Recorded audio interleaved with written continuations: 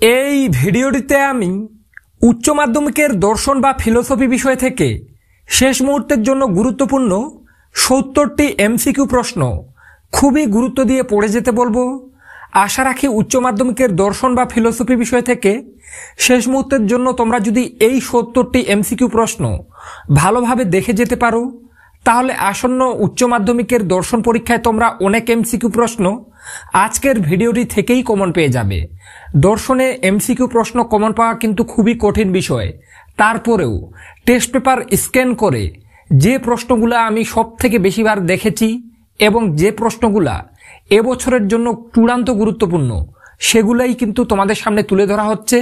তাই ভিডিওটি শেষ পর্যন্ত দেখো এবং চ্যানেলে নতুন হয়ে থাকলে অবশ্যই চ্যানেলটি সাবস্ক্রাইব করে পাশে থাকা বেল আইকনটি প্রেস করে রাখো। তো চলো দেখে নেওয়া যাক গুরুত্বপূর্ণ প্রশ্নগুলি। প্রথমে দেখে নেব প্রথম অধ্যায়ের প্রশ্ন যুক্তি থেকে। তোমরা যে যে প্রশ্ন পড়বে একের দাগে, যুক্তিবিদ্যার জনক কে? উত্তর এরিস্টটল। 2. যুক্তি কয় প্রকার? উত্তর 2 প্রকার। 3. লজস শব্দটির অর্থ কি? উত্তর চিন্তা। 4. অনুমান যখন ভাষায় প্রকাশিত হয় তখন তাকে কি বলা হয়? উত্তর যুক্তি। 5.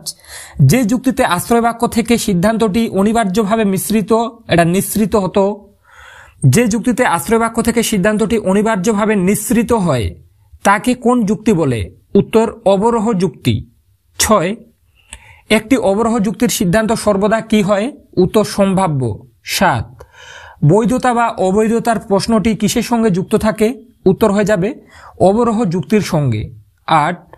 যদি কোনো অবরোহ যুক্তির সিদ্ধান্ত সত্য হয় তাহলে যুক্তিটি কি হবে? উত্তর হয়ে যাবে বৈধ। 9. ড্যাশ যুক্তির হেতুবাক্য সত্য হলে সিদ্ধান্ত কখনো মিথ্যা হতে পারে না। উত্তর হয়ে যাবে বৈধ যুক্তির। এরপরে 10. বৈধতার প্রশ্নটি জড়িত থাকে কার সঙ্গে? উত্তর হয়ে যাবে যুক্তির আকারের সঙ্গে। এরপরে 11 এর দাগে, অবরোহ যুক্তিবিজ্ঞান একটি কি ধরনের শাস্ত্র? উত্তর আকারনিষ্ঠ শাস্ত্র। 12 এর দাগে, অবরোহ যুক্তির আলোচ্য বিষয় কি? উত্তর যুক্তির আকারগত বৈধতা। 13. অবরোহ যুক্তির সিদ্ধান্তটি সবসময় কি হয়? উত্তর নিশ্চিত। এরপরে 14. কোন যুক্তির সিদ্ধান্ত মিথ্যা হলে যুক্তিটি কি হবে? কোন যুক্তির সিদ্ধান্ত মিথ্যা হলে যুক্তিটি হবে বৈধ বা অবৈধ উভয়ই। এরপরে 15 এর দাগে, যুক্তি হলো ভাষায় প্রকাশিত কি? উত্তর হয়ে যাবে যুক্তি হলো ভাষায় প্রকাশিত অনুমান। এরপরে 16. যুক্তি বলতে কি বোঝায়? উত্তর আশ্রয় বাক্য ও সিদ্ধান্ত। এরপরে 17 এর দাগে, আদর্শ যুক্তির দুটি অংশ কি কি? উত্তর সিদ্ধান্ত ও হেতুবাক্য। 18. হেতুবাক্যের সাহায্যে যাকে প্রমাণ করা যায় বা প্রমাণ করা হয় তাকে কি বলে? উত্তর সিদ্ধান্ত। এরপরে 19 এর দাগে, যুক্তিতে যে বচনের সত্যতা দাবি করা হয় তাকে কি বলে? উত্তর সিদ্ধান্ত। 20. যুক্তি কি ধরনের প্রক্রিয়া? উত্তর মানসিক প্রক্রিয়া। তো বন্ধুরা, যুক্তি অধ্যায় থেকে এখানে যে 20টি এমসিকিউ প্রশ্ন বলা হলো, এখানকার প্রত্যেকটা প্রশ্ন তোমাদের বিভিন্ন নামি দামি টেস্ট পেপারে বারবার রিপিট হয়েছে।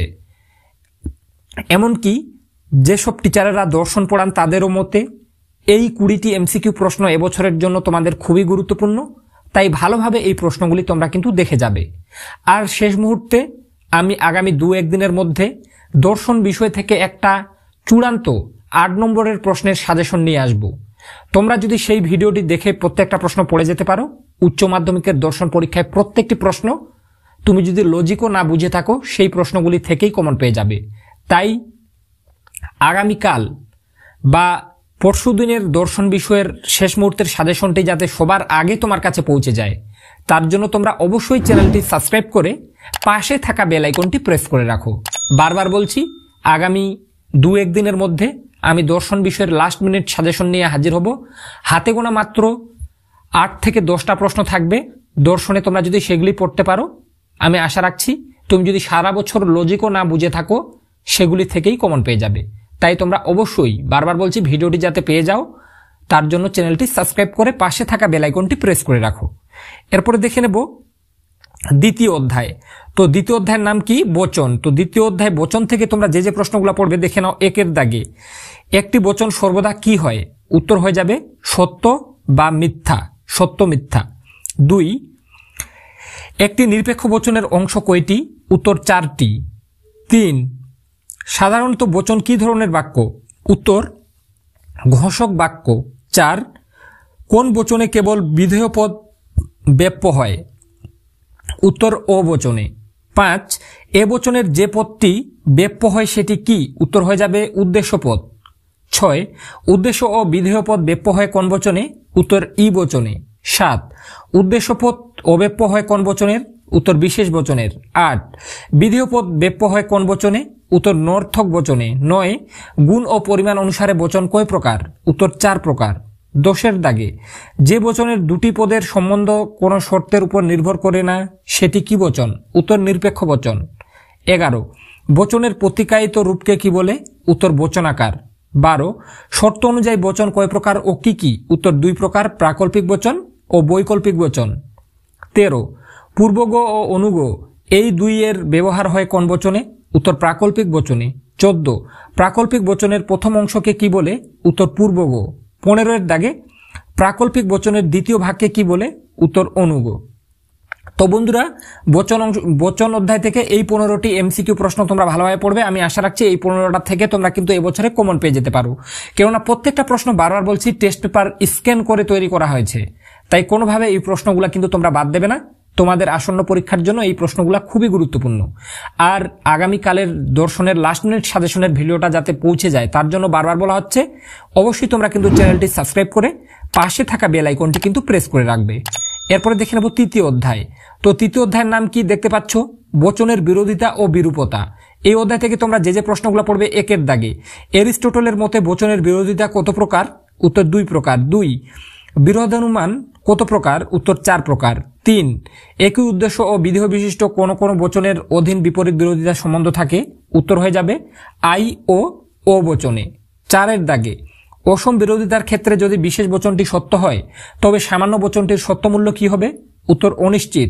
5 দাগে একই উদ্দেশ্য ও বিধেয় বিশিষ্ট দুটি বিশেষ বচনের মধ্যে যে বিরোধিতার অবস্থান করে তাকে কোন বিরোধিতা বলা হয়? উত্তর অধীন বিপরীত বিরোধিতা। 6 যদি ই বচনটি মিথ্যা হয় তবে একই উদ্দেশ্য ও বিধেয়যুক্ত এ বচনের সত্যমূল্য কি হবে? উত্তর অনিশ্চিত। 7 একই উদ্দেশ্য ও বিধেয় বিশিষ্ট এ বচন সত্য হলে ই বচনের সত্যমূল্য কি হবে? উত্তর মিথ্যা।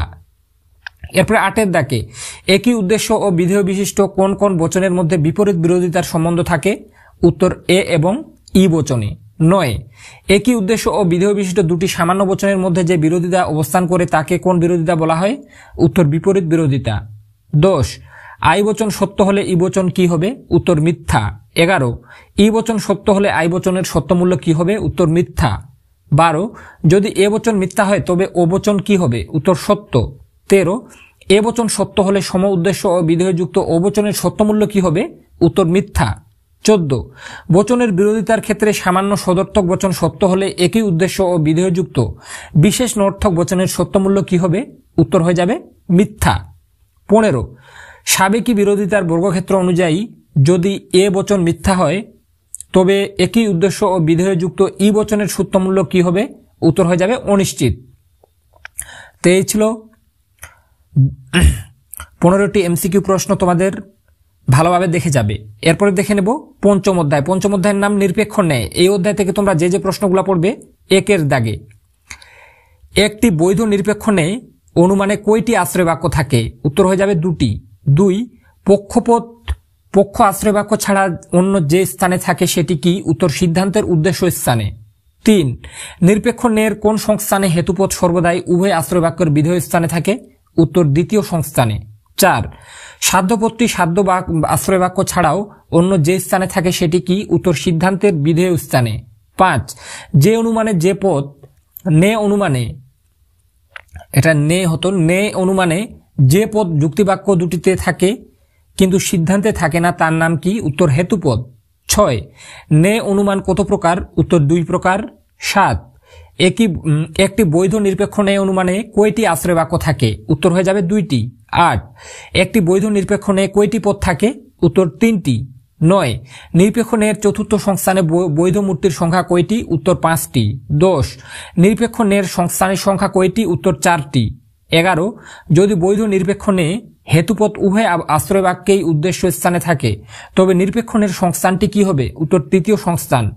12 নিরপেক্ষ ন্যায় অনুমানের যে পদ সিদ্ধান্তের বিধেয় স্থানে বসে তাকে কি বলে? উত্তর সাধ্য পদ। 13 নিরপেক্ষ ন্যায় অনুমানের যে সংস্থানে হেতুপদ প্রধান আশ্রয়বাক্যের উদ্দেশ্য স্থানে থাকে সেগুলি কি কি? উত্তর প্রথম ও তৃতীয় সংস্থান। 14 ন্যায়ের 4টি সংস্থানে সর্বমোট মূর্তির সংখ্যা কয়টি? উত্তর হয়ে যাবে 256টি। 15 নিরপেক্ষ ন্যায় বৈধ মূর্তির সংখ্যা কয়টি? উত্তর হয়ে যাবে 19টি। এরপর 16 এ মূর্তিটি বৈধ হয় কোন সংস্থানে? উত্তর প্রথম সংস্থানে। 17 ফেস্টিনো মূর্তিটি বৈধ হয় কোন সংস্থানে? উত্তর হয়ে যাবে দ্বিতীয় সংস্থানে। এরপরে 18 দাগে ডিমারিস মূর্তিটি বৈধ হয় কোন সংস্থানে? উত্তর হয়ে যাবে চতুর্থ সংস্থানে। এরপরে 19 দাগে কোন নিরপেক্ষ ন্যায় অনুমানের আশ্রয়বাক্য দুটিতে যদি হেতুপদ একবারও ব্যাপ্য না হয় তবে ন্যায়টিতে কোন দোষ হয়? উত্তর অব্যাপ্য হেতু দোষ। এরপরে 20 দাগে অর্থাৎ আজকের ভিডিওটির সবার শেষের প্রশ্ন, কোন বৈধ নিরপেক্ষ ন্যায় অনুমানে সিদ্ধান্তে পক্ষপদ ব্যাপ্য হলে তাকে অবশ্যই পক্ষ আশ্রয়বাক্য ব্যাপ্য হতেই হবে। এই নিয়মটি লঙ্ঘন করতে যে দোষ হয় সেটি কি? উত্তর হয়ে যাবে অবৈধ সাধ্য দোষ। তো বন্ধুরা, আজকের ভিডিওটিতে আমি দর্শন বিষয় থেকে প্রথম থেকে ষষ্ঠ অধ্যায়ের অতি গুরুত্বপূর্ণ 70টি এমসিকিউ প্রশ্ন নিয়ে আলোচনা করলাম। আশা রাখি প্রথম থেকে ষষ্ঠ অধ্যায়ের থেকে তোমার যদি এই 70টা এমসিকিউ প্রশ্ন ভালোভাবে দেখা থাকে তাহলে এখান থেকে তোমরা কিন্তু অনেক প্রশ্ন কমন পেয়ে যাবে। তাই তোমাদের জানিয়ে রাখছি, তোমরা অনেকে ভাবছো দাদা বাকি অধ্যায়গুলির এমসিকিউ প্রশ্ন কই? তো তাদের উদ্দেশ্যে বলতে চাই, একই ভিডিওটিতে আমি যদি আরো দর্শনের বাকি অধ্যায়গুলোরও এমসিকিউ প্রশ্নগুলি নিয়ে আলোচনা করি তাহলে ভিডিওটা অনেক বড় হয়ে যেত।